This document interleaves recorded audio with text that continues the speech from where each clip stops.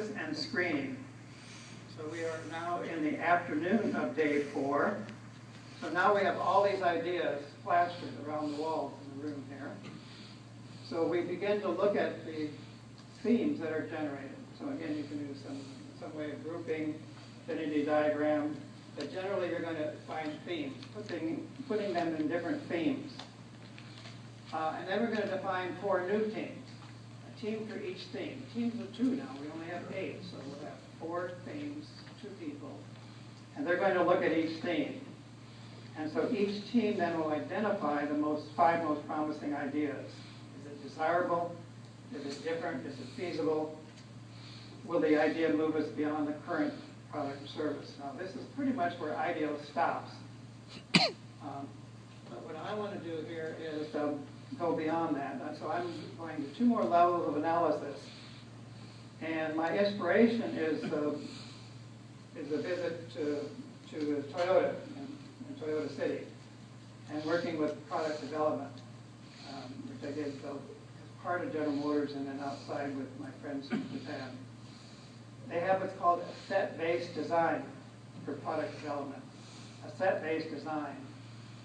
And there's a picture of a book that was the first time to really capture product development at Toyota. It's by Kennedy. It's Product Development for the Lean Enterprise. It was published in 2003. So this is a page out of there. So what is set-based design? It's a repetitive development cycle that achieves high innovation in products and manufacturing systems without risk of redundancy, robustness, knowledge, and capture. The figure of the old way is on the left side, a few ideas, and then build prototypes from that and go on through your product development cycle. Start with a few. We want to start with many ideas, and that's what set-based design is. Toyota uses lots of concepts, and they put them together in combinations, and they almost randomly select combinations and build prototypes. So they start with a lot more ideas. So what I want to do is take the ideas generated in brainstorming and build even more ideas by combining them together. So that's what we're going to do next. So we're going to do what's called in conjoint analysis, which is a marketing research tool called Consider Jointly. How many have heard of conjoint in marketing?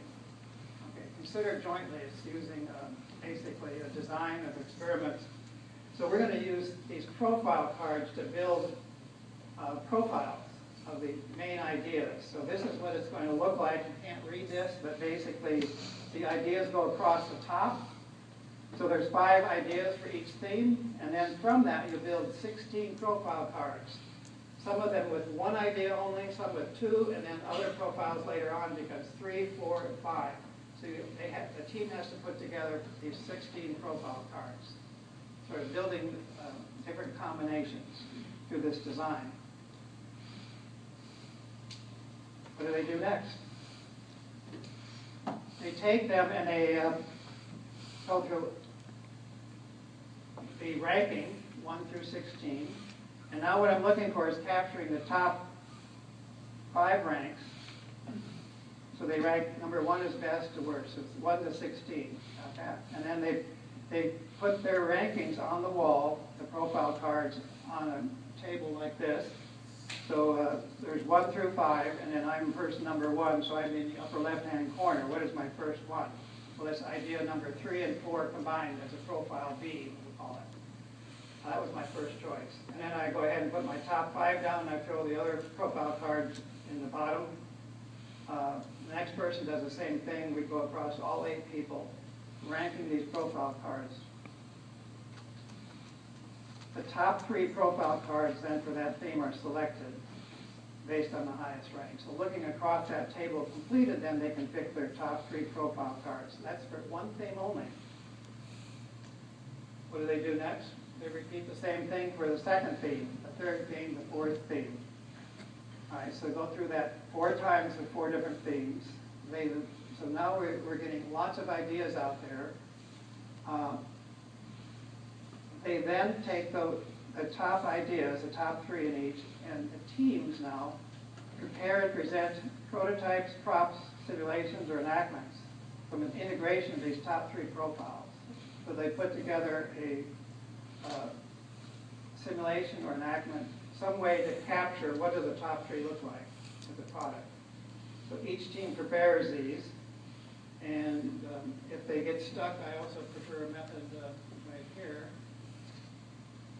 And we're stuck again. Stuck again.